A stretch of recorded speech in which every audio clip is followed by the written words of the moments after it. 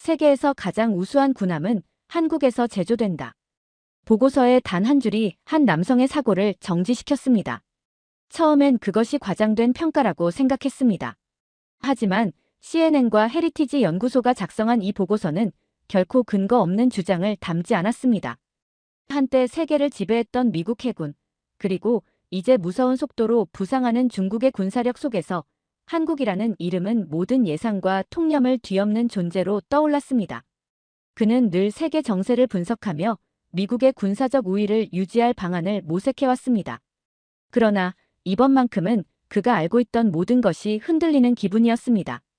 세계 최강의 해군력을 가진 미국도 아닌 한국이, 그의 머릿속은 의문과 호기심으로 가득 찼습니다. 이 작은 아시아 국가가 어떻게 세계 최고의 군함을 만들 수 있었을까요? 대체 무슨 사연인지 오늘 사연 바로 시작하겠습니다. 안녕하세요. 저는 에단이라고 합니다. 미국 워싱턴 DC에 위치한 국방 관련 싱크탱크에서 일하는 군사 전략가예요. 제 주된 업무는 급변하는 국제 정세 속에서 미국의 패권을 유지하기 위한 전략을 구상하는 겁니다. 늘 그렇듯 새로 발표된 보고서를 검토하던 어느 날 CNN과 헤리티지 연구소에서 작성한 문서 한 줄이 저를 멍하게 만들었습니다. 세계에서 가장 우수한 군함은 한국에서 제조된다. 처음엔 그 문장이 잘못된 줄 알았어요. 미국조차 아닌 한국이 어떻게 그런 평가를 받을 수 있지? 세계 최강의 해군력을 자랑하는 미국이 아닌데? 이런 의문이 꼬리를 물었지만 관련 데이터를 읽으면 읽을수록 저의 선입견은 무너졌습니다. 보고서는 미국 해군의 현재 상황을 적나라하게 보여주고 있었어요. 한때 세계를 압도했던 미국 해군이 오바마 행정부 때 275척으로 축소됐다는 사실은 잘 알고 있었습니다. 반면 중국은 매년 무서운 속도로 군함을 건조하고 있었죠. 그 격차는 점점 벌어지고 있었고 태평양의 주도권을 위협받는 상황이었습니다. 트럼프 행정부에서 350척 이상으로 해군 증강 계획이 제시됐지만 현실적으로 이 속도를 따라잡는 건 불가능하다는 지적이 많았어요. 그런데 보고서는 해답을 제시하고 있었어요. 미국 혼자 해결할 수 없다면 동맹국의 힘을 빌려야 한다는 것이죠. 여기서 중요한 건 한국이었습니다. 한국의 조선업이 미국 해군을 위한 군함을 빠르고 정밀하게 제조할 수 있다는 내용이 담겨 있었습니다. 특히 세종대왕급 구축함이 사례로 언급돼 있었는데 전 세계에서 가장 우수한 기술력을 가진 군함이라는 평가를 받고 있었죠. 솔직히 저도 미국에서 태어나 자란 사람이라 한국에 대해 아는 게 많지 않았어요. 제가 아는 한국은 아마도 싸이의 강남스타일 같은 문화적 아이콘 정도. 하지만 군사적으로 중요한 나라라는 건 보고서를 읽으며 점점 알게 됐습니다. 저는 고개를 끄덕이며 이렇게 생각했어요. CNN이 이런 평가를 내놨다면 뭔가 있는 게 틀림없겠지. 그날 저녁, 저는 동료들과 이야기를 나눴어요. 한국이 정말 그렇게 대단한가요? 라고 물었더니 대부분 고개를 갸우뚱하며 반신반의했어요. 중국이나 일본이 더 강하지 않을까? 라는 반응이 많았습니다. 솔직히 저 역시 비슷한 생각이었어요. 하지만 보고서가 근거 없는 이야기를 담을 리 없다고 생각했죠. 몇 주 후 워싱턴에서 열린 국방 관련 회의에서 한국 대사관의 군사 담당자와 만날 기회가 있었어요. 대사관 관계자는 한국 조선업과 군사 기술력을 자랑스럽게 소개하며 세종대왕급 구축함이 세계적인 찬사를 받고 있다는 이야기를 했습니다. 저희는 세계에서 가장 빠른 속도로 군함을 생산할 수 있습니다. 미국도 이에 의존할 가능성이 큽니다. 그 말이 머릿속에 깊이 박혔습니다. 보고서, 그리고 대사관 관계자와의 대화는 저를 강하게 움직였습니다. 직접 보지 않으면 절대 이해할 수 없겠어. 그렇게 저는 한국행 비행기 티켓을 예약했어요. 책상 위에서 보고서를 읽으며 고민하던 시간이 끝났다는 생각에 가슴이 설렜습니다. 한국행 비행기를 타고 가는 내내 저는 설렘과 긴장이 교차했어요. 머릿속엔 CNN에서 보았던 세종대왕함의 웅장한 모습이 떠올랐고 한편으론 정말 이게 사실일까? 라는 의구심도 계속 맴돌았어요. 한국에 도착한 직후부터 예상치 못한 사실들과 마주하기 시작했어요. 인천공항에 내리면서 첫 인상은 깔끔함과 조직적이라는 느낌이었죠. 공항은 최신식 시설로 가득했고 사람들은 분주하게 움직였어요. 서울로 가는 길에서도 도시 곳곳에 펼쳐진 현대적 건축물과 기술적 발전이 뚜렷이 보였습니다. 서울에 있는 한 군사 관련 연구소에서 첫 미팅이 잡혀 있었어요. 연구소의 입구에는 태극기와 함께 국방 분야에서 수많은 상을 받은 표창장들이 걸려 있었죠. 현지 전문가들과 대화를 시작하자마자 제 머릿속은 마치 폭격을 맞은 듯 했습니다. 그들은 중국이 얼마나 빠르게 군사력을 확장하고 있는지 정확한 데이터를 가지고 있었어요. 하지만 그 데이터보다 더 놀라운 건 한국이 이 상황에 얼마나 철저히 준비하고 있는지였어요. 중국은 연간 군함 3척을 건조하지만 우리는 같은 시간에 5척을 건조할 수 있습니다. 물론 품질은 더 높죠. 한국 연구소 관계자는 태연하게 설명했어요. 처음엔 과장된 이야기인 줄 알았어요. 하지만 그들은 자료와 실적을 근거로 설명했고 데이터는 거짓말을 하지 않았습니다. 중국의 군사적 부상을 견제하기 위해 미국이 새로운 대안을 찾고 있다는 점에서 한국은 완벽한 해결책처럼 보였어요. 중국과 한국을 비교하는 자료 중 하나는 특히 인상적이었어요. 한 장의 슬라이드에는 두 나라의 군함 제조 속도와 품질 평가가 나란히 나와 있었죠. 중국은 속도 면에서 한국과 비슷했지만 품질에서는 엄청난 격차가 있었습니다. 이야기를 듣는 동안 문득 CNN 보고서의 문장이 떠올랐어요. 세계에서 가장 우수한 군함은 한국에서 제조된다. 그때는 흥미로운 주장이라고만 생각했지만 이곳에서는 그게 현실이라는 사실이 뚜렷하게 느껴졌습니다. 다음 날, 저는 대한민국 최대 조선소 중 하나를 방문했습니다. 헬멧과 안전조끼를 착용한 후 조선소 내부로 들어가는 순간 제 시야를 가득 채운 거대한 군함의 모습에 숨이 멎는 듯 했어요. 처음 본 세종대왕급 구축함은 크기뿐 아니라 그 정밀함에서도 저를 놀라게 했습니다. 조선소 직원은 자랑스럽게 말했어요. 이 함선은 세계 어디에서도 맞먹을 상대가 없을 겁니다. 그들의 자신감이 과장처럼 들리지 않았어요. 거대한 군함의 갑판과 선체를 직접 살펴보니 그들이 자랑할 만하다고 느껴졌습니다. 작업 현장은 믿을 수 없을 만큼 효율적이었어요.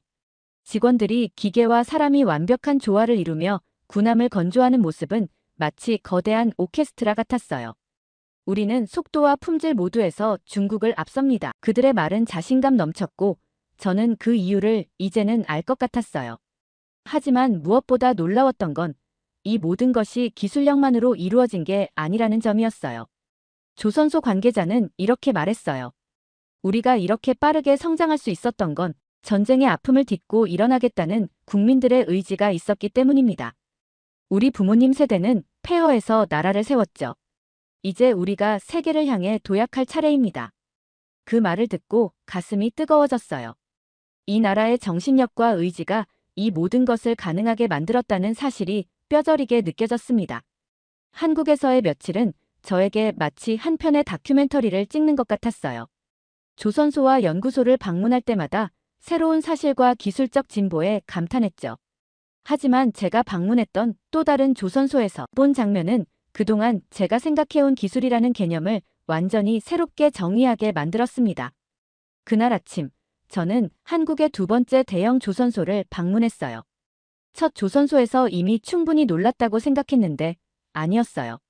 이번에는 군함이 아닌 기술이 어떻게 체계적으로 발전하고 있는지를 직접 확인할 기회였어요. 안내를 맡은 기술 책임자는 저를 반갑게 맞아주며 이렇게 말했습니다. 에단 씨, 저희가 지금 보여드릴 것은 제조 기술이 아닙니다. 전 세계 어디에도 없는 통합적인 조선 시스템입니다. 안내받으며 본 첫 번째 구역은 최첨단 자동화 설비였습니다. 로봇 팔들이 군함의 선체를 정교하게 용접하는 모습을 보며 저도 모르게 감탄사가 나왔어요. 자동화 설비로 작업 속도는 기존보다 훨씬 빨라졌고 인간의 실수를 최소화하면서 품질은 극대화된다고 했습니다. 기술 책임자가 이런 말을 덧붙였어요. 이 시스템 덕분에 우리는 중국보다 30% 더 빠르게 군함을 건조할 수 있습니다. 그리고 실수율은 1% 미만이에요. 이는 미국조차 따라오기 힘든 수준입니다. 미국에서 군함 제조가 얼마나 복잡하고 시간이 오래 걸리는지 잘 알고 있던 저로선 이 이야기가 충격적일 수밖에 없었어요. 저희는 여전히 많은 작업을 수작업으로 하고 있었거든요. 한국이 이런 속도로 군함을 생산할 수 있다면 미국이 해군력을 빠르게 확장하려면 한국의 도움이 절실히 필요하다는 사실을 깨달았어요. 조선소의 다른 구역에서는 가상현실을 이용해 군함 설계를 검토하고 있었어요. 작업자들이 VR 기기를 착용하고 군함 내부를 실시간으로 점검하는 모습을 처음 봤어요. 외단 씨, 이런 시스템 덕분에 우리는 건조 전부터 모든 부분을 완벽히 시뮬레이션할 수 있습니다. 설계 오류를 90% 이상 줄였죠. 저는 이런 기술을 미국에서 도입하면 얼마나 큰 변화를 가져올지 상상해봤어요. 한국은 기술력뿐 아니라 이를 실용적으로 활용하는 데 있어 세계 최정상급이라는 사실이 점점 분명해졌습니다. 조선소 견학의 하이라이트는 드디어 새롭게 건조 중인 군함 내부를 직접 들어가는 순간이었어요. 세종대왕급 구축함 다음 세대라고 불리는 이 군함은 한국 조선소의 기술력이 어떻게 진화하고 있는지 한눈에 보여줬습니다. 내부로 들어갔을 때 가장 먼저 보인 것은 이전에 보았던 군함보다 훨씬 더 정교하게 설계된 전자 시스템이었어요. 기술 책임자는 자랑스럽게 설명했어요. 이 군함은 기존 모델보다 20% 더 빠르고 30% 더 강력한 화력을 자랑합니다. 특히 모든 시스템이 인공지능 기반으로 작동해 상황 대응 속도가 비약적으로 빨라졌습니다. AI가 군함을 제어한다니 이건 정말 미국에서도 들어본 적 없는 수준이었어요. 전 세계적으로 AI 기술이 화두가 되고 있지만 이를 군사 기술에 이 정도로 심도 있게 적용한 사례는 처음이었습니다. 견학이 끝나갈 무렵 기술 책임자가 저를 조선소 한쪽으로 데려갔어요. 그곳에는 각종 부품과 자재가 깔끔히 정리돼 있었어요. 그는 손을 뻗어 작은 부품 하나를 들어보이며 이렇게 말했어요. 이 작은 부품 하나까지도 우리가 모두 자체적으로 생산합니다. 중국이나 다른 나라들처럼 외국에 의존하지 않아요. 저희는 독립적으로 모든 걸 해결할 수 있습니다. 그 말을 듣는 순간 제 머릿속에 있던 모든 퍼즐 조각이 맞춰졌어요. 한국은 빠르고 정밀한 군함을 만드는 데 그치지 않고 완전한 자립적 시스템을 구축하고 있었던 겁니다. 조선소를 떠나는 길에 저는 조선소 직원들이 걸어가는 모습을 봤습니다. 저마다 자신감과 자부심이 넘쳐 보였어요. 다음 날 아침, 저는 또 다른 일정을 위해 서울 시내를 가로지르며 차 안에서 창밖을 바라보고 있었어요. 화려한 빌딩들과 분주히 움직이는 사람들, 그리고 곳곳에서 보이는 태극기가 마치 한국의 현재를 상징하는 듯 했어요. 저는 그날 오후 한국 현대사와 경제 발전을 연구하는 학자를 만나기로 했어요. 그는 한국 전쟁 이후의 폐허에서 시작된 이 나라의 이야기를 흥미롭게 풀어나갔습니다. 그의 설명은 강렬하고 생생했어요. 한국은 전쟁으로 인해 국토의 70%가 파괴되고 국민의 대부분이 굶주리던 시기를 겪었습니다. 하지만 그 절망 속에서도 포기하지 않았습니다. 그의 이야기는 한 장의 흑백 사진에서 시작됐어요. 사진 속에는 전쟁으로 잿더미가 된 서울의 모습과 굶주린 아이들이 있었습니다. 저는 입을 다물 수 없었어요. 이 폐허 속에서 어떻게 지금의 한국이 나왔을까? 그 과정이 믿기지 않았어요. 1960년대 초 한국의 1인당 GDP는 지금의 아프리카 최빈국보다도 낮은 수준이었습니다. 하지만 국민들은 절망 대신 새로운 희망을 선택했죠.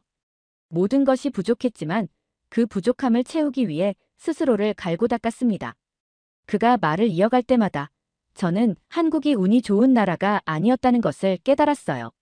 전쟁 이후 아무것도 없는 상태에서 조선업과 같은 산업을 일으키고 세계 최고 수준으로 발전시킨 과정은 한편의 기적이었죠. 그는 이렇게 말하며 미소 지었습니다. 한국은 할 수 있다는 정신을 가진 나라입니다. 이런 정신이 없었다면 조선업도 세계적 군함도 존재하지 않았을 겁니다. 그 학자는 저를 한국전쟁 기념관으로 초대했습니다. 기념관에 들어가니 한국전쟁의 끔찍했던 기록과 그 후의 재건 과정을 보여주는 자료들이 전시되어 있었어요. 전시된 영상 중 하나에서 한국 사람들이 도로를 직접 닦고 집을 다시 짓는 모습이 나왔는데 그들의 눈빛에는 절망 대신 희망이 담겨 있었어요.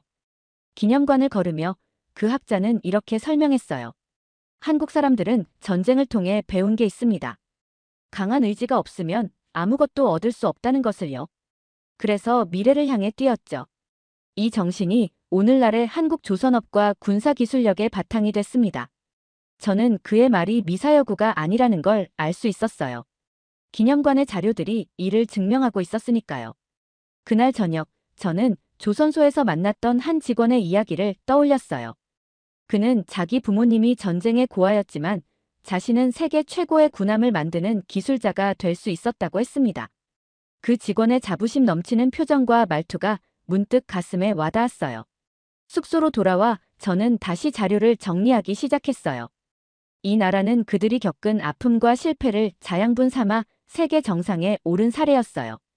이런 정신력이야말로 미국이 한국과 동맹을 강화해야 하는 진짜 이유라는 생각이 들었습니다. 보고서를 작성하면서 저는 이런 문장을 적었습니다. 한국의 기술력은 역사와 정신력이 결합된 결과다. 미국은 이 정신을 이해하고 이를 바탕으로 협력해야 한다. 이 문장을 적는 순간 저는 확신했어요. 한국과의 협력은 군함을 수리하거나 생산하는 걸 넘어 미국이 새로운 방식으로 세계를 바라볼 수 있게 만들어줄 겁니다. 다음 날 아침, 저는 한국과 미국의 동맹에 대해 심도 있게 알아보기 위해 한국 국방부 관계자와의 미팅에 참석했습니다. 그 자리에서 저는 한 가지 중요한 사실을 깨달았어요. 트럼프 행정부 시절 한국과의 협력이 미국 해군 증강 계획의 핵심이었으며 특히 군함 제조 분야에서 한국은 없어서는 안 될 파트너로 평가받았다는 점이었습니다. 미팅은 차분하게 시작됐지만 발표 내용은 저를 점점 흥분하게 만들었어요. 발표자는 트럼프 행정부 시절 미국과 한국의 협력 사례를 구체적으로 설명했어요. 가장 눈에 띈 것은 미국 해군 장관이 한국을 방문해 조선소 관계자들과 직접 논의했던 내용이었습니다. 당시 트럼프 대통령은 힘을 통한 평화라는 철학을 바탕으로 강력한 군사력을 유지해야 한다고 주장했어요. 그 과정에서 한국이 중요한 역할을 맡을 수 있다는 결론에 도달했던 것이죠. 미국은 350척 이상의 군함을 보유해야 한다는 목표를 세웠습니다. 그런데 문제는 그 목표를 달성하려면 기존의 속도로는 불가능하다는 점이었죠. 그래서 한국을 선택했습니다. 그 발표자는 한국조선업이 가진 두 가지 장점을 강조했어요. 하나는 생산 속도, 그리고 다른 하나는 품질이었어요. 한국이 중국보다 빠르게 군함을 생산할 수 있으면서도 품질은 미국에 가까운 수준이라는 평가가 나왔습니다. 특히 세종대왕급 구축함의 기술력은 트럼프 행정부가 한국과 협력해야 한다는 확신을 가지게 만든 주요 이유 중 하나였어요. 저는 미팅이 끝난 뒤 발표자를 따로 만나 몇 가지 질문을 던졌습니다. 그중 가장 궁금했던 건 왜 한국이 일본이나 다른 나라가 아닌 트럼프 행정부의 주목을 받았는지에 대한 것이었어요. 그는 미소를 지으며 답했습니다. 일본은 뛰어난 기술력을 가지고 있지만 생산 속도 면에서는 한국이 월등합니다. 그리고 무엇보다 한국은 동맹으로서 신뢰도가 매우 높습니다. 트럼프 행정부는 이런 점을 높이 평가했어요. 그는 트럼프 행정부가 한국 조선소를 군함 제조 파트너로만 본 것이 아니라 동아시아에서 중국의 부상을 견제할 전략적 자산으로 봤다고 덧붙였어요. 이 말이 무겁게 다가왔습니다. 그날 오후, 저는 한국과 미국의 군사 협력에 대한 또 다른 사례를 살펴보았습니다. CNN에서 보도된 내용을 다시 복기했어요. 한국은 중국과 같은 속도로 군함을 만들 수 있지만 품질은 미국과 동일하다. 이 문장은 이제 더 이상 단순한 주장으로 보이지 않았어요. 제가 직접 조선소를 둘러보고 한국의 기술력을 확인한 이상, 이는 명백한 사실이었습니다. 트럼프 대통령은 당시 한 가지 결정을 내렸다고 해요. 미국이 군함 수리와 생산에서 한국에 의존하더라도 이것이 장기적으로 미국의 패권 유지에 필수적이라는 판단이었죠. 그 결정이 없었다면 현재 미국의 군사 전략은 훨씬 더 큰 난관에 부딪혔을 겁니다. 특히 트럼프 행정부와 한국의 협력 과정에서 가장 인상 깊었던 점은 단순한 거래 관계가 아니라 깊은 신뢰를 바탕으로 했다는 점이었어요. 트럼프는 한국을 진정한 파트너라고 부르며 군사적뿐 아니라 외교적 협력도 강화하려는 노력을 기울였죠. 이런 신뢰는 정치적 계산에서 비롯된 게 아니었어요. 발표 자료를 통해 알게 된 사실 중 하나는 한국이 미국의 군함 제작 요청에 대응하기 위해 조선소를 확장하고 새로운 설비를 도입하면서도 군사 기밀 유지에 대한 협약을 철저히 지켰다는 것이었어요. 다음 일정은 한국의 군사 전략이 단순한 방어를 넘어 국제 질서에 어떻게 기여하고 있는지 알아보는 자리였습니다. 이번엔 국방부뿐 아니라 외교부에서도 참석한 전문가들과의 미팅이 준비되어 있었어요. 한국이 어떻게 미국의 군사적, 외교적 파트너로 자리 잡았는지 그 과정을 심층적으로 탐구할 수 있는 기회였습니다. 미팅은 한 외교관의 발표로 시작됐습니다. 그는 동아시아에서 한국의 역할을 이렇게 요약했어요. 우리는 스스로 강한 국가로 자리 잡았으며 미국과 대등하게 협력할 준비가 되어 있습니다. 그는 특히 한국이 국제사회에서 맡고 있는 역할에 대해 강조했어요. 한국은 단지 군사적 강국으로 성장한 것이 아니라 외교적으로도 태평양 지역의 안정과 번영에 기여하고 있었어요. 한국이 미국, 일본, 대만과 함께 중국의 군사적 팽창을 견제하는 데 핵심적인 역할을 하고 있다는 점은 명확했습니다. 미팅 중간 한 국방부 관계자가 발표 자료를 꺼내 들었습니다. 그는 한반도를 중심으로 동아시아의 군사적 지형을 분석하며 이렇게 말했어요. 한국은 지정학적으로 미국에게 필수적인 위치에 있습니다. 우리가 여기에 없다면 태평양 지역의 균형은 완전히 무너질 겁니다. 그는 특히 중국과의 경쟁에서 한국이 왜 중요한지를 데이터로 보여줬습니다. 중국은 지난 20년간 해군력을 3배 이상 늘렸고 태평양에서 미국의 영향력을 점점 압박하고 있었어요. 하지만 한국이 동맹국으로 존재하기 때문에 미국은 이 지역에서 강력한 군사적 발판을 유지할 수 있었습니다. 그는 최근 몇 년간 한국이 미국과의 협력을 통해 국제 무대에서 얼마나 많은 성과를 거뒀는지 구체적인 사례를 들어가며 설명했어요. 특히 북한 문제를 다루는 과정에서 한국이 미국과 긴밀하게 협력해왔다는 점이 두드러졌습니다. 미팅이 끝난 후 저는 발표 자료를 다시 한번 훑어보며 깊은 생각에 잠겼습니다. 처음 한국에 올 때만 해도 한국은 단순히 미국의 동맹국 중 하나라고 생각했어요. 하지만 지금은 확실히 알게 됐어요. 이 나라는 세계의 질서를 재편할 수 있는 힘을 가지고 있었고 미국이 그 점을 제대로 인식하지 못한다면 엄청난 기회를 놓칠 것이라는 사실을요. 다음 일정은 한국의 조선업이 동아시아를 넘어 세계적으로 어떤 영향을 미치고 있는지 알아보는 시간이었어요. 이번에는 한국 조선업계의 글로벌 프로젝트와 성과에 대해 다루는 자리였고 국제 무대에서 한국이 군사 및 상업적 조선업에서 어떻게 자리 잡았는지를 깊이 탐구할 수 있는 기회였습니다. 처음 발표를 맡은 관계자는 조선업의 역사부터 시작했습니다. 그는 한국이 1970년대까지는 조선업에서 후발주자였다는 점을 언급하며 이후 어떻게 세계 1위로 올라설 수 있었는지를 설명했어요. 한국은 자원이 부족했습니다. 그렇기에 기술력과 효율성으로 승부해야 했죠. 우리는 전 세계에서 가장 정교하고 신뢰할 수 있는 선박을 만들 수 있는 나라로 자리 잡았습니다. 그의 말은 자화자찬이 아니었어요.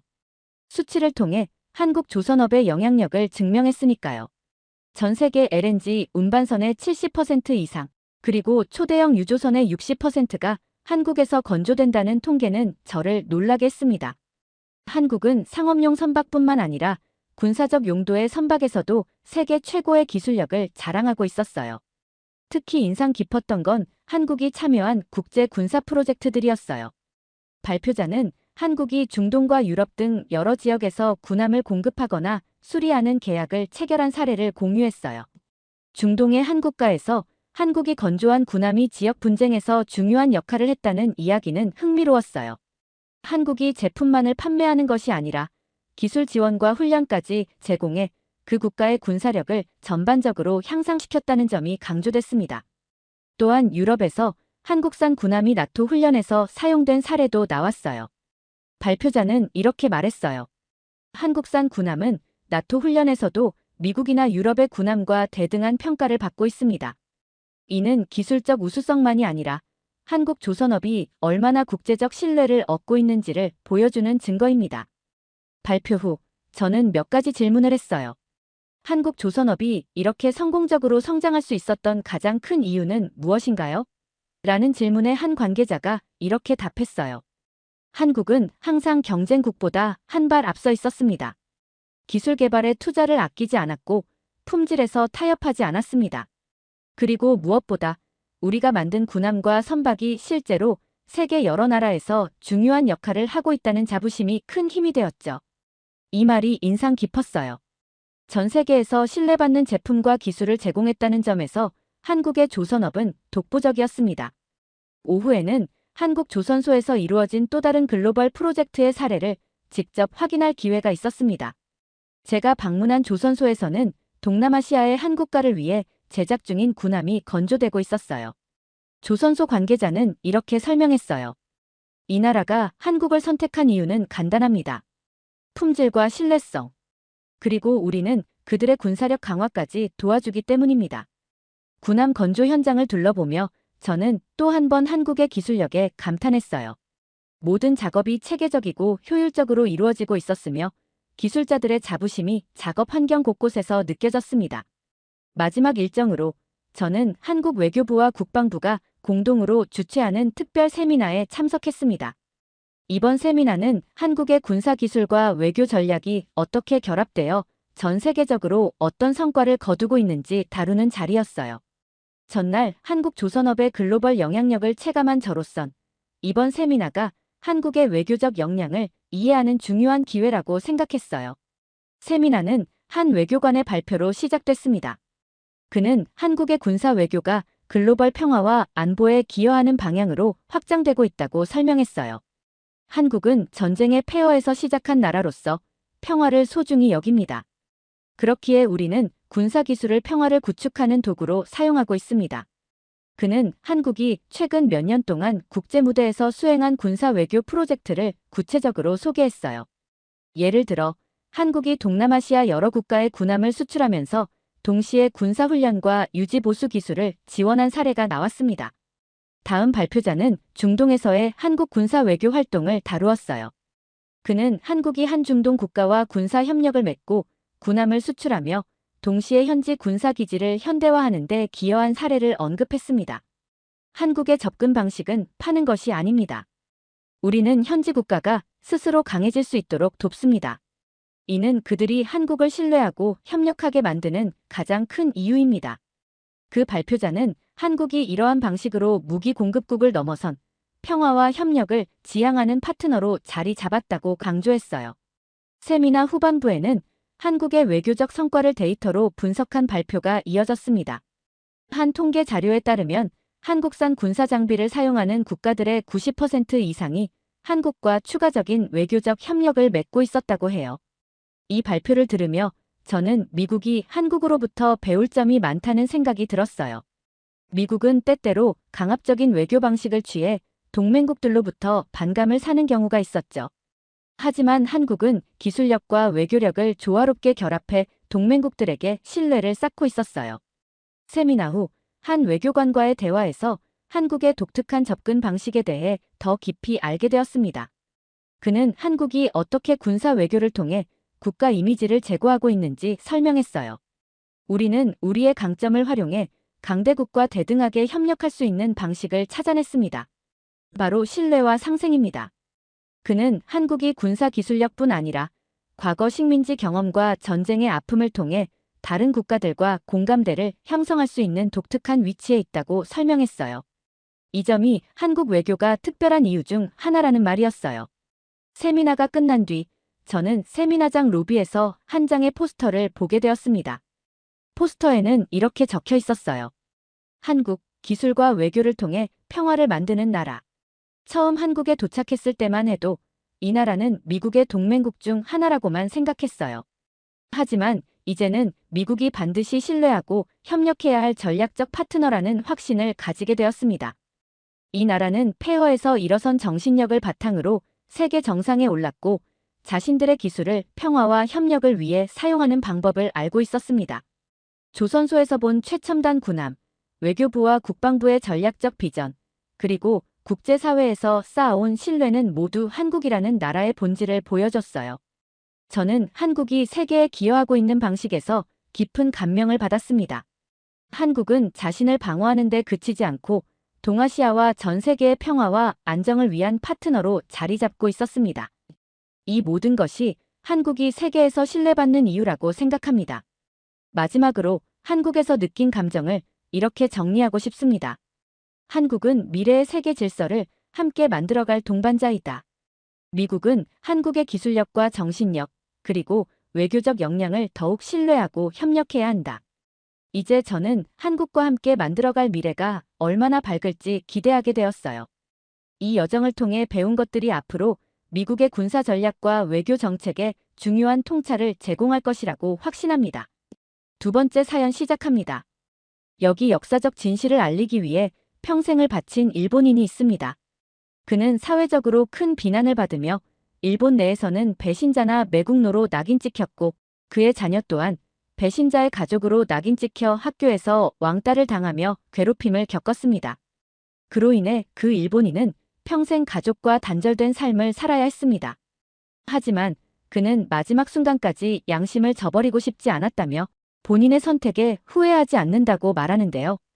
대체 무슨 사연일지 오늘 사연 바로 시작하겠습니다. 안녕하세요. 저는 아키코입니다. 평범한 일본 여대생이죠. 친구들이나 같은 과 동기들 사이에선 요즘 한국 문화를 좋아하는 친구들이 꽤 많습니다. 사실 저도 마찬가지예요. BTS나 드라마, K-팝에 빠져들면서 한국 문화를 즐기고 있습니다. 일본에서 점점 더 한국에 대한 인기가 많아지는 걸 보면서 나름 뿌듯한 기분이 들었죠.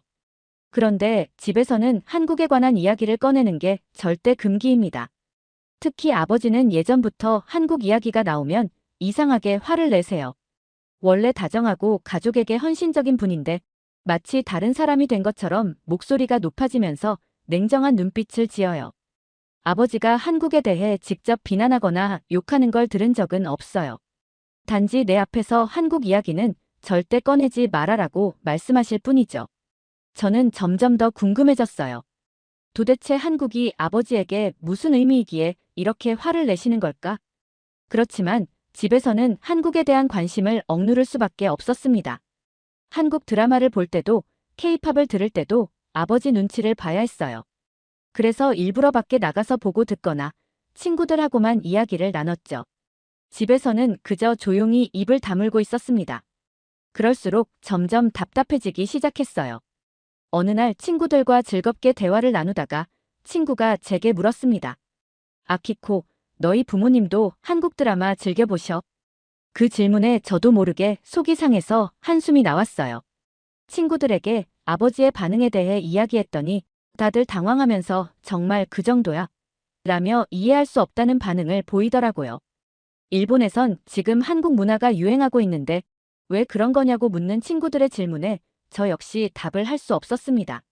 아버지의 이런 태도를 겪으면서 부모님 세대가 얼마나 고지식하고 현실을 모르는지에 대한 생각이 깊어졌습니다. 왜 굳이 집에서까지 한국 문화를 숨겨야 할까요? 이제는 아버지와도 마음을 나눌 수 없을 것 같다는 느낌이 강하게 들었어요. 저는 부모님 세대가 자기 고집에 사로잡혀 세상이 어떻게 변해가는지 모른다고 생각하기 시작했어요. 집에서의 숨막히는 분위기는 날이 갈수록 저를 옥죄어왔습니다. 좋아하는 것들에 대해 이야기하지 못한다는 것은 생각보다 큰 고통이었어요. 부모님과 나눌 수 없는 비밀이 있다는 느낌은 갈수록 커졌고 특히 아버지가 집에 계신 날이면 저도 모르게 입을 다물고 눈치를 보게 되었죠. 한국에 대해 언급하면 그날의 저녁 식사는 언제나 고요하고 무거운 침묵 속에서 마무리되었어요. 저는 결국 부모님에게 독립을 요청했어요. 학교가 집에서 멀다는 핑계로 나왔지만 사실 진짜 이유는 따로 있었죠. 집안에서 더 이상 답답하게 살고 싶지 않았어요. 집을 나와서 나만의 공간에서 자유롭게 지내고 싶었어요. 부모님은 조금 망설이셨지만 제가 입학한 대학교가 집과 거리가 있어서 쉽게 허락해 주셨어요. 혼자 살게 된 후부터는 비로소 자유가 찾아왔습니다.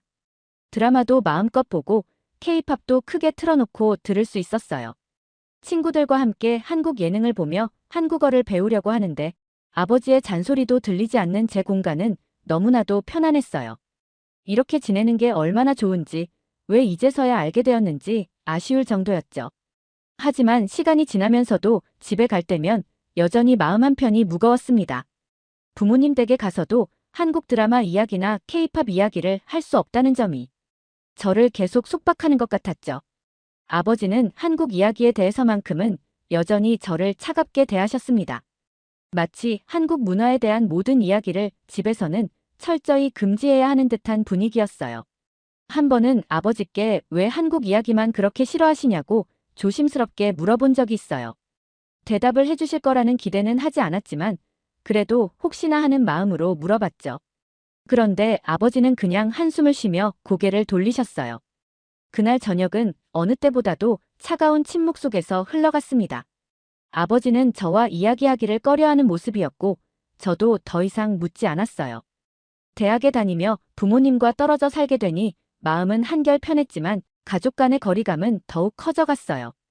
독립 후 자유로운 생활을 만끽하던 어느 날 저는 친구와 함께 시내를 거닐고 있었습니다. 그러다 길거리에 모인 사람들 사이에서 다소 특이한 광경을 보게 되었죠. 한 무리의 사람들이 독도는 한국 땅이다라는 피켓을 들고 외치고 있었습니다.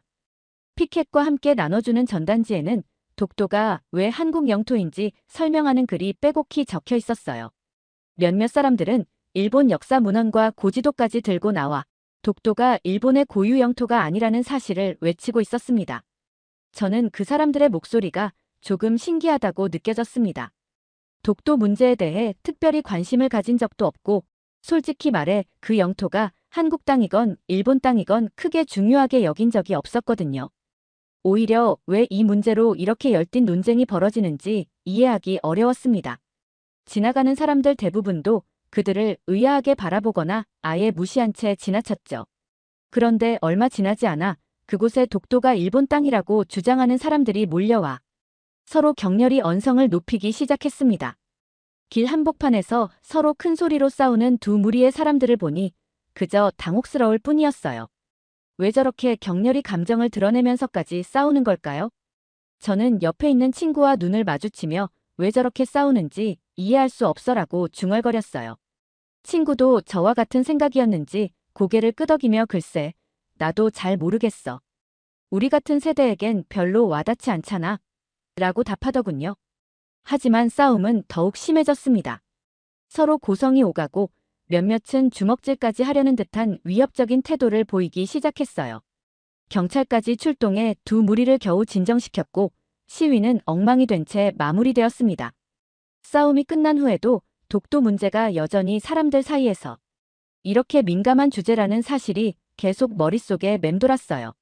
저와 제 또래들은 한국 문화와 일본 문화를 모두 편하게 즐기고 있는데 왜 일부 사람들은 이렇게 독도를 두고 격렬하게 다투는지 이해할 수 없었죠.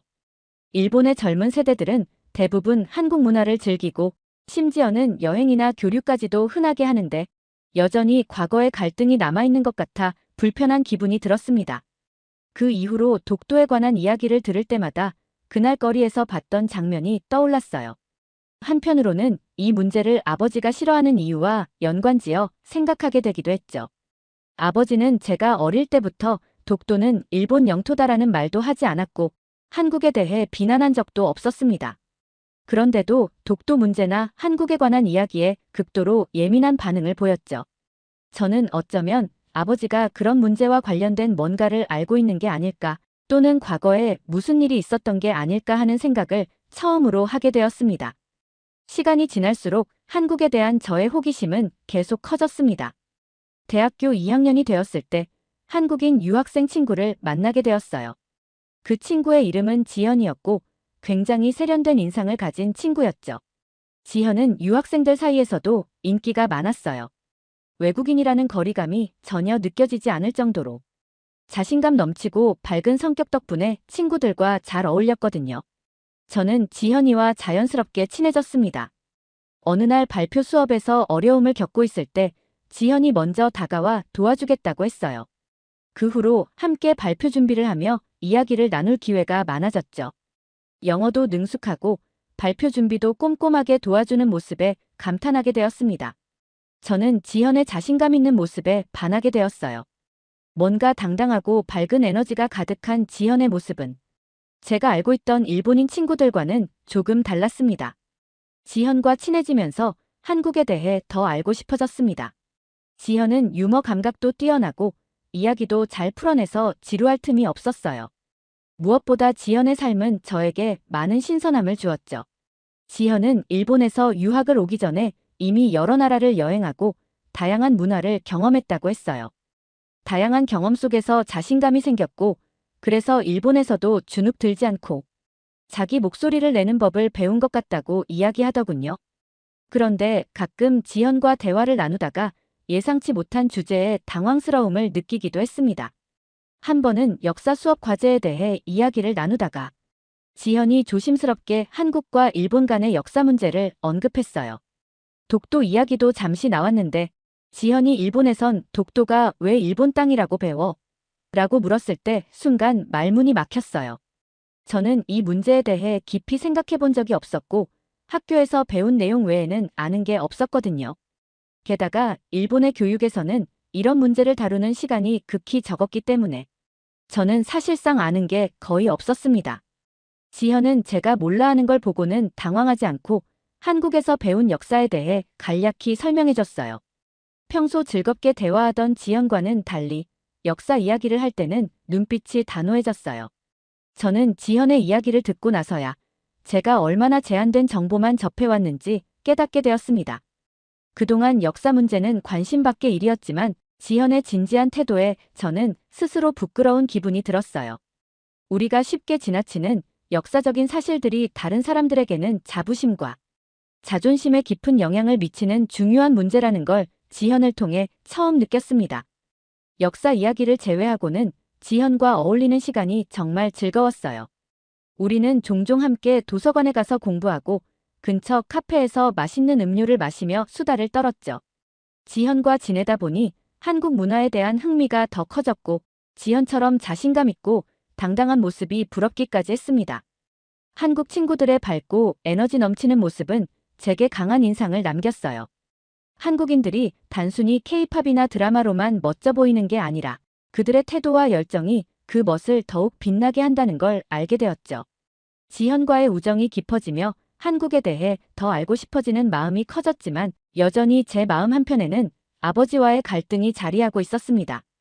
아버지와는 그 문제로 조금씩 멀어지고 있었어요. 아버지와 대화를 나눌 때도 한국 관련 이야기는 철저히 피했고 그 대신 학교나 친구 이야기를 어색하게 늘어놓을 뿐이었죠. 그렇게 평소와 다를 것 없던 어느 날 아버지에게서 갑작스럽게 연락이 왔습니다. 전화기 너머 아버지의 목소리는 조금 떨리고 있었어요. 오랜만에 아버지가 급하게 집으로 와달라고 요청하셔서 무슨 일인가 궁금했지만 자세히 물어보지 않고 일단 집으로 향했어요. 집에 도착하자 아버지는 한참 동안 말이 없었습니다. 그 고요함이 이상할 정도였죠. 그러다 아버지는 저를 쳐다보더니 할아버지를 보러 가자라고 말했습니다. 저는 그 순간 온몸이 얼어붙는 기분이 들었어요. 어릴 적 아버지께서는 할아버지가 돌아가셨다고 말씀하셨기 때문입니다. 그런데 이제 와서 갑자기 할아버지를 보러 가자는 말은 도저히 이해할 수 없었어요. 혼란스러웠지만 저는 아버지를 따라 나섰습니다. 기차를 타고 한참을 달려 도착한 곳은 낯선 동네였습니다. 그곳에 아버지의 아버지, 그러니까 제 할아버지가 계셨죠. 아버지는 할아버지가 암에 걸려 살 날이 얼마 남지 않았다는 사실을 전하셨어요. 눈앞에 펼쳐진 이 상황이 너무 낯설고 어색하게 느껴졌습니다. 평생 한 번도 만난 적 없고 이미 돌아가신 줄로만 알았던 할아버지께서 여전히 살아계셨다니요. 그리고 곧 뵙게 될 할아버지의 모습이 어떻게 그려질지 상상이 되지 않았습니다. 병원에 도착해 처음 할아버지를 뵈었을 때 할아버지의 모습은 무척이나 초라하고 연약했습니다. 생전 처음 뵙는 할아버지였지만 그 모습만으로도 마음 한구석이 먹먹해졌죠. 할아버지는 저와 눈이 마주치자 미소를 지으셨어요. 마치 저를 알고 있었던 것처럼요. 그 미소는 오래된 슬픔과 안타까움이 서려 있는 듯한 인상이었습니다. 할아버지의 집은 온통 낡고 먼지가 쌓여 있었습니다. 하지만 그런 곳에서 특히 저의 눈길을 사로잡은 것은 곳곳에 쌓여 있는 책과 자료들이었어요. 그 중에서도 독도와 관련된 자료들이 유독 많았습니다. 낡은 지도, 연구자료, 필기된 메모 등 독도에 관한 기록들이 곳곳에 널려 있었습니다. 저는 아무것도 모른 채 그저 지켜볼 수밖에 없었죠. 잠시 후 아버지는 할아버지의 집에 앉아 조용히 사케를 한잔하시더니 제게 이야기를 시작했습니다. 아버지의 목소리는 낮고 침착했지만 그 안에 담긴 감정은 쉽게 잊을 수 없는 깊은 슬픔과 분노가 느껴졌어요. 할아버지는 과거에 역사학자로 활동하셨고 젊은 시절에는 대학 교수로 이름을 날렸다고 했습니다. 하지만 어느 날 일본의 역사적 문헌과 지도에서 독도가 한국 영토임을 증명하는 자료를 발견하면서 그것을 세상에 알리기 위해 노력하셨다고 합니다.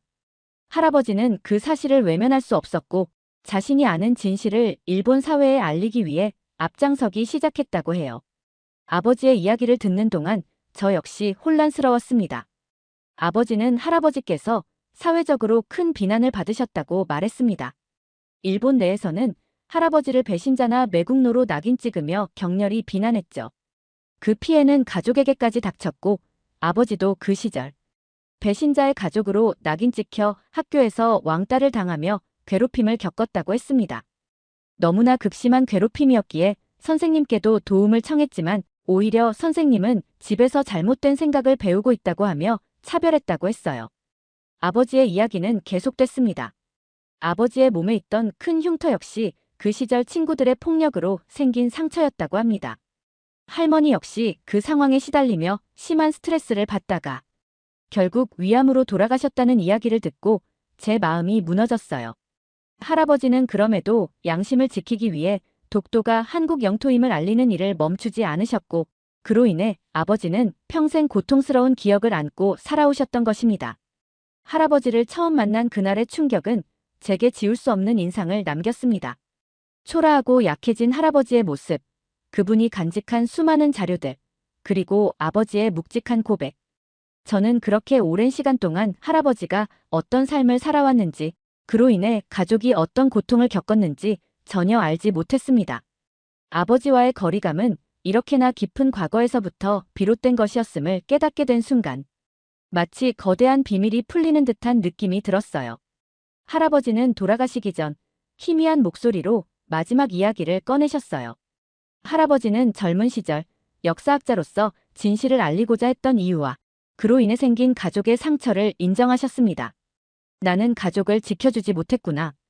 정말 미안하다. 할아버지의 낮고 가라앉은 목소리에는 깊은 회한이 서려 있었습니다. 하지만 할아버지는 결코 후회하지 않는다는 단호한 의지를 보였어요. 양심을 저버리고 싶지 않았단다. 진실을 외면하는 것만큼 나 자신을 속이는 일은 없으니까. 할아버지의 이야기를 듣는 동안 아버지는 조용히 눈을 감고 계셨습니다. 그 시절의 기억이 고스란히 되살아나는 듯 아버지의 표정에는 슬픔과 분노가 교차했어요. 저는 그저 그 자리에 앉아 할아버지의 이야기를 들을 수밖에 없었습니다. 할아버지는 당시 독도가 한국 영토임을 알리는 일이 사회적으로 엄청난 논란을 불러일으킬 거라는 걸 알고 있었지만 자신이 역사학자로서 진실을 밝히지 않는다면 학자로서의 양심을 버리는 일이라고 믿으셨대요. 그 믿음은 할아버지의 삶을 철저히 바꾸어 놓았고 가족의 삶도 뒤흔들어 놓았죠. 할아버지는 가족에게 닥친 고통에 대해 깊이 미안해하면서도 여전히 역사의 진실을 밝히고 싶다는 소망을 드러내셨어요. 그 진실이 세상에 알려지는 날을 기다리며 평생을 싸워왔던 것입니다. 저는 할아버지가 그토록 간절하게 바라는 그 진실이 무엇인지 이제야 비로소 조금 이해할 수 있을 것 같았어요. 단지 독도라는 섬의 소유권을 넘어 일본 사회가 왜곡된 역사인식을 바로 잡아야 한다는 할아버지의 신념이 제 가슴속에 강하게 박혔습니다. 아버지께서 할아버지를 떠나게 된 이유도 그날 알게 되었어요. 아버지는 자신이 겪은 모든 고통이 할아버지의 집념에서 비롯되었다고 느꼈고 그로 인해 오랫동안 할아버지를 원망했다고 했습니다. 가족의 안전보다 양심이 더 중요하셨나요? 아버지는 할아버지의 손을 잡으며 조용히 물었습니다. 할아버지는 흔들림 없이 답하셨습니다. 진실은 나 혼자만의 것이 아니란다. 내가 침묵하면 우리 다음 세대도 진실을 알 수 없게 될 거야. 그 순간 저는 할아버지가 진정으로 지키고 싶었던 것이 무엇인지 깨달았어요. 그것은 단지 자신만의 신념을 위한 것이 아니라 후손들이 역사에 대해 올바른 인식을 가지도록 돕기 위한 싸움이었습니다. 가족과 세상을 위한 양심의 싸움이었죠. 할아버지의 말을 들으며 저는 할아버지가 가족을 포기한 것이 아니라 더 넓은 미래를 위해 자신을 희생했다는 걸 느끼게 되었어요. 그러나 그 과정에서 가족들이 겪었던 상처는 할아버지조차 상상하기 어려웠을 것입니다. 아버지와 저는 할아버지의 마지막 순간을 함께 지켰습니다. 할아버지를 떠나보낸 후 집으로 돌아와서도 며칠 동안 저는 혼란스러운 감정에 사로잡혔습니다. 할아버지가 남기신 말들이 머릿속을 떠나지 않았어요. 지금까지는 단지 한국 문화를 좋아하는 정도였던 제가 할아버지의 삶과 신념을 알게 되면서 점점 더 역사에 대한 책임감을 느끼기 시작했습니다. 저는 아버지께 조심스럽게 역사 공부를 더 하고 싶다고 말씀드렸습니다. 특히 한일 관계와 독도에 대한 진실을 알고 싶다고 했을 때 아버지는 처음엔 조금 당황한 눈빛을 보이셨어요.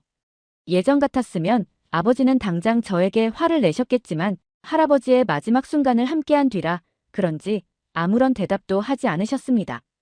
우선 책을 찾기 시작했습니다. 할아버지께서 남기신 자료를 살펴보고 싶었지만 할아버지의 집에 있는 모든 자료를 당장 가져올 수는 없었죠.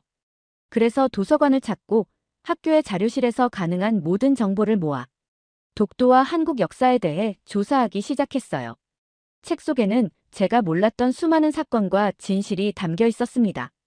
그동안 접하지 못했던 역사적 사실들을 알게 될수록 왜 할아버지가 평생을 걸쳐 진실을 외치셨는지 조금씩 이해할 수 있었습니다. 그리고 저는 지연에게도 도움을 요청했습니다. 내가 한국에서 배운 역사와 독도 문제에 대해 조금 더 자세히 알고 싶어. 제 요청에 지연은 놀란 표정을 지었지만 곧 진지한 얼굴로 한국에서 배우는 역사와 독도에 대한 이야기를 해주었어요. 한국의 관점에서 본 역사는 제가 배워온 것과는 완전히 다른 모습이었습니다. 일제강점기, 강제로 끌려갔던 사람들, 수많은 탄압과 저항. 제가 그동안 상상도 하지 못했던 이야기들이 지현의 설명 속에서 펼쳐졌어요. 지현은 한 번은 제게 묻기도 했어요. 일본에서도 이런 부분을 배우긴 해? 저는 잠시 말문이 막혔어요. 솔직히 말해서 학교에서 배운 것은 지현이 말하는 역사와 전혀 다른 내용이었고 제게는 너무나도 생소했습니다. 그제야 저는 우리가 배운 역사가 얼마나 편향적이고 일방적인지 깨닫기 시작했어요. 일본에서의 교육은 우리가 불리하거나 민감한 사실은 가르치지 않고 오히려 왜곡된 시각을 담아냈다는 사실을 뼈저리게 느꼈습니다. 우리 세대는 아무것도 알지 못한 채 진실에서 멀어진 역사 속에서 살아가고 있었어요. 우리가 배운 역사와 한국이 가르치는 역사가 이렇게 다를 줄은 상상도 못했기 때문에 마치 그간의 제 삶이 거짓에 둘러싸여 있던 것처럼 느껴졌죠. 그리고 할아버지가 평생을 걸쳐 싸운 이유를 제대로 이해하게 되었어요. 한국의 역사적 장소에서 일본에서는 알려지지 않은 진실을 보고 느끼고 싶다는 마음이 굴뚝 같았습니다. 지현은 흔쾌히 저와 함께 해주기로 했고 우리는 여름방학 동안 한국으로 떠났습니다. 서울에 도착한 첫날 모든 것이 신기했습니다. 거리는 일본과 비슷하면서도 달랐고 사람들의 모습은 활기차고 자신감으로 넘쳐났습니다. 지현은 우선 경복궁부터 안내해 주었어요. 하지만 이번 여행의 진짜 목적지는 따로 있었죠. 우리는 서대문 형무소에 갔습니다. 그곳은 일제강점기 시절 한국인들이 일제의 탄압을 견디며 저항했던 역사의 아픈 흔적들이 고스란히 남아 있었어요. 형무소 안에 들어서자 마치 그 당시의 숨소리들이 벽에 남아있는 듯한 느낌이 들었습니다. 벽 곳곳에 새겨진 흔적들, 차가운 감옥의 철창들은 단지 시설이 아니라 한국인들이 겪었던 고통과 아픔을 그대로 담고 있었어요. 저는 아무 말도 할 수 없었습니다. 그저 지현을 따라가며 설명을 들었죠. 지현은 차분하게 한국인들이 형무소에서 겪었던 이야기들을 들려주었어요. 고문을 당하고 자유를 위해 저항하다 생명을 잃은 사람들이 무수히 많았다는 사실이 믿기지 않았어요. 저는 그동안 이 모든 역사를 전혀 알지 못했던 것이 부끄러웠습니다. 일본에서 배운 역사 속에서는 이토록 처참한 사건들이 거의 언급되지 않았습니다. 그저 우리가 경제적으로 발전시키고 근대화를 이끌었다는 내용이 전부였죠. 하지만 현실은 그 모든 것이 한국인들에게 엄청난 고통을 주었다는 사실이었습니다. 이후 우리는 독립기념관을 찾았습니다. 그곳에 전시된 자료들과 설명들은 제가 알던 역사와 너무도 달랐습니다. 특히 한국인들이 독립을 위해 외쳤던 글들과 문서들을 보면서 마음이 저려왔어요. 한글로 적힌 대한독립 만세라는 문구가 눈에 들어왔을 때 그 말 속에 담긴 저항과 절박함이 느껴졌습니다. 한국인들은 일본의 탄압 속에서도 자신의 문화를 잃지 않기 위해 나라를 되찾기 위해 목숨을 걸었던 겁니다. 그런 한국인들의 모습은 제가 지연을 통해 알게 된 밝고 당당한 모습의 뿌리라는 생각이 들었어요. 또한 동북아역사재단 독도체험관도 방문했습니다. 그곳에는 한국이 독도를 얼마나 소중히 여기는지, 독도가 한국 영토임을 증명하는 자료들이 전시되어 있었죠. 일본에서는 접할 수 없었던 수많은 문헌과 지도들이 한국의 주장을 뒷받침하고 있었어요. 저는 그제서야 할아버지가 연구했던 자료들이 결코 잘못된 것이 아니었음을 확신하게 되었습니다. 할아버지는 진실을 알리고 싶어 했을 뿐인데 그 진실이 일본에서 받아들여지지 않았던 이유를 이제야 깨달았어요. 그것은 단지 독도 문제에 국한된 것이 아니라 일본이 자신들이 저지른 과거의 잘못을 직시하지 않으려 했기 때문이라는 생각이 들었습니다. 하루 종일 한국의 역사적 장소들을 다니며 저의 가슴은 점점 무거워졌습니다. 모든 것이 충격적이었고 지금까지 알고 있던 저의 가치관이 흔들리는 느낌이었어요. 밤이 되어 숙소에 돌아온 저는 잠이 오지 않았습니다. 문득 할아버지의 얼굴이 떠오르며 일본인으로서 제 책임감이 느껴졌습니다. 한국에서의 시간이 지나고 일본으로 돌아왔을 때 저는 완전히 다른 사람이 된 것 같았습니다. 제가 일본에서 배워온 역사와 한국에서 직접 보고 느낀 진실 사이의 간극이 너무도 커서 혼란스러웠어요. 한국인들은 일제강점기의 아픔과 고통을 통해 자신의 정체성을 지키려 했고 그 과정에서 수많은 사람들이 희생된 사실을 눈으로 확인한 지금 저는 그저 평범한 일본 대학생으로 남을 수가 없었습니다. 우선 저는 일본 내에서 역사적 진실을 알리기 위한 방법을 찾기 시작했습니다. 인터넷과 도서관을 뒤져서 독도 문제와 일제강점기 역사에 대해 목소리를 내는 시민단체를 찾아보았고 다행히도 소수지만 같은 뜻을 가진 사람들이 존재한다는 것을 알게 되었어요. 이들은 일본 사회에서 잘 알려지지 않은 진실을 알리기 위해 힘겹게 활동하고 있었고 저는 그들과 함께할 준비가 되어 있었습니다. 처음 시민단체에 나갔을 때 저는 작은 방에서 모여 이야기를 나누는 사람들의 모습을 보고 깊은 감명을 받았습니다. 대부분은 나이 지긋한 어른들이었고 저 같은 젊은이는 거의 없었어요. 그런데도 그들의 눈빛에는 강한 결의가 담겨 있었죠. 그들은 일본의 과거를 직시하고 제대로 된 역사인식을 통해 한일 관계가 더욱 나아지기를 바라는 마음으로 활동하고 있었습니다. 저는 그들과 이야기를 나누며 느꼈어요. 이 사람들 역시 할아버지처럼 진실을 지키기 위해 평생을 바쳐온 사람들이라는 걸요. 시민단체에서 처음으로 나눈 대화에서 저는 할아버지의 이야기를 꺼냈습니다. 조용히 제 이야기를 듣던 이들은 고개를 끄덕이며 너의 할아버지는 용기 있는 분이었구나 라고 말해주었어요.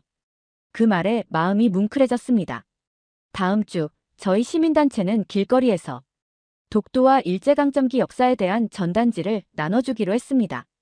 할아버지께서도 과거에 하셨던 일이라는 생각에 저 역시 긴장되면서도 묘한 설렘이 들었어요. 길거리에 나가 한국의 역사적 진실을 알리는 일을 직접 한다는 것은 이전의 저라면 상상조차 못했던 일이었지만 이제는 그 누구보다 당당하게 서 있을 수 있었습니다. 물론 반응은 제각각이었어요.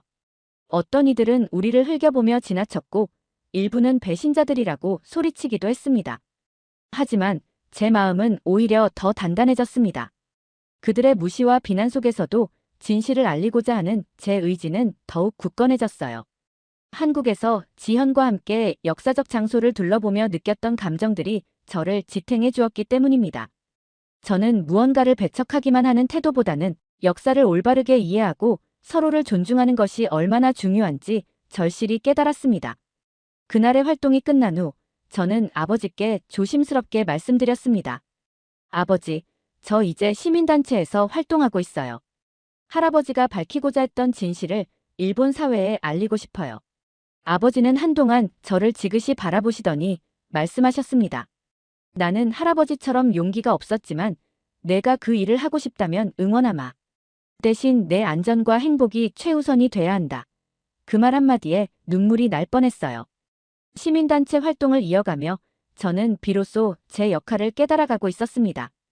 할아버지의 뜻을 이어받아 일본 내에서 진실을 알리고 우리 세대가 과거를 제대로 직시할 수 있도록 돕는 것이 이제 저에게 중요한 사명이 되었습니다.